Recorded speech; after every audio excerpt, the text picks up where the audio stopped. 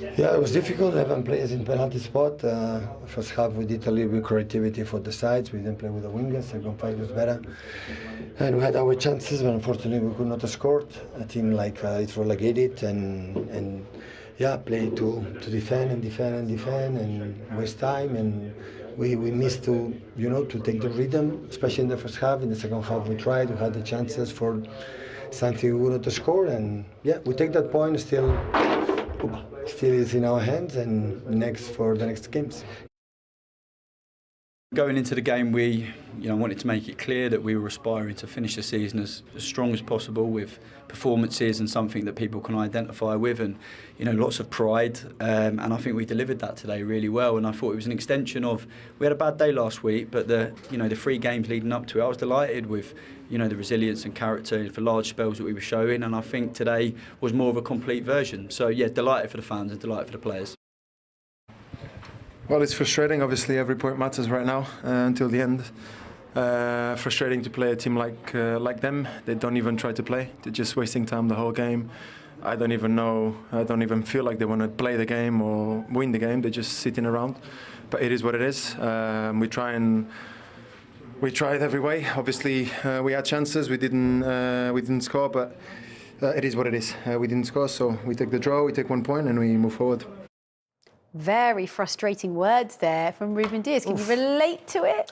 Yeah, I can, to be honest, especially for the home team.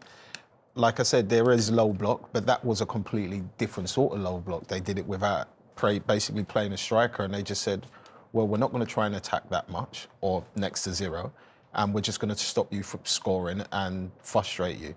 And City tried. Like, the problem I think they had in the first half was they didn't have chances coming from wide areas, so pretty much trying to all go down the middle, Benny. So yeah, I understand Diaz.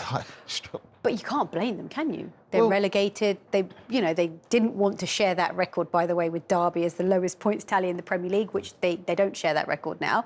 And of course, they want to end the season with a little bit of dignity, a little bit of something. A point against City. Do you blame them? But is that dignity?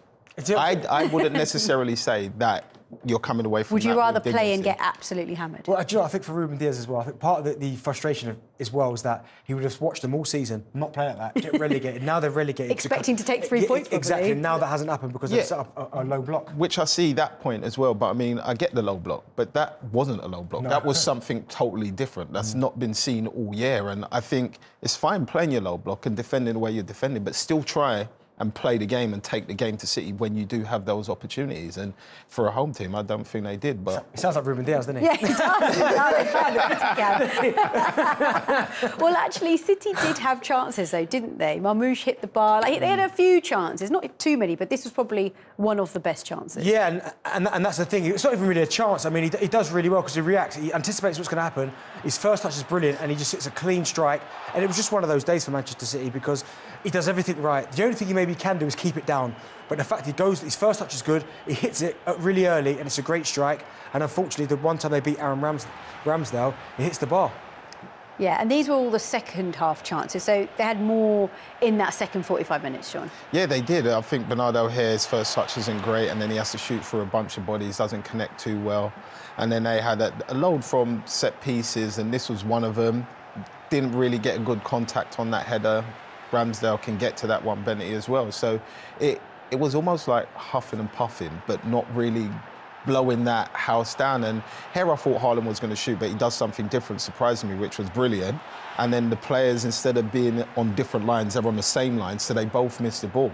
And you actually said, you made a really good point when we were watching it, saying they needed to make more of the chances they had in the first half, because in the second half, it sort of, it became a bit more frustrating and Southampton settled a little bit more? Yeah, they did. That Southampton kind of knew how to deal with what they were dealing with, and I felt like if they started with that tempo from the beginning of the game, I reckon Southampton would have tired out. Yeah, and here we go, that run-in graphic you can see once again, because Manchester City, well, they would have expected, wouldn't they, to have won today, and they were hoping probably to clinch that second place above Arsenal, which is still possible. But look, they've got Bournemouth and Fulham to come. So two not easy matches, but winnable. Yeah, they are winnable, but they would have definitely looked at that Southampton one, and they probably would have looked at their last three and gone, we'll beat Southampton, we'll beat Bournemouth, and we'll beat Fulham, and then that should be enough for us to potentially get ourselves into second spot. The fact that Southampton, they've left with a point, I just wonder if Bournemouth and Fulham are going to look at that performance, and maybe not as defensive, because I think they've got better attacking players, but they might just look at it defensively, frustrate Manchester City, and then obviously hit them on the counter-attack. But I think it's an opportunity missed for Manchester City today. And who finishes then in the top five? We know, obviously, Liverpool have taken the Champions League place, but there's 6 teams vying for 4 positions. So come on, Sean. Tell Right us now... Who misses out? Well, right now, after City's result today, I would say Arsenal in pole position to finish second. So I think City can still finish third. And then, I don't know, Newcastle. At Newcastle, I think just pip Chelsea. And then it's between, I think the last one's between Villa and Chelsea, but then I think Villa sneak it over Chelsea because I think Chelsea's run is a little bit harder. Yeah, I think it'll be Arsenal, City. I think as it is, probably. I think potentially it could be as it is. I think Newcastle and Chelsea, big game for both clubs. But I've just got a sneaky suspicion that I think they'll have enough to finish in the top 5.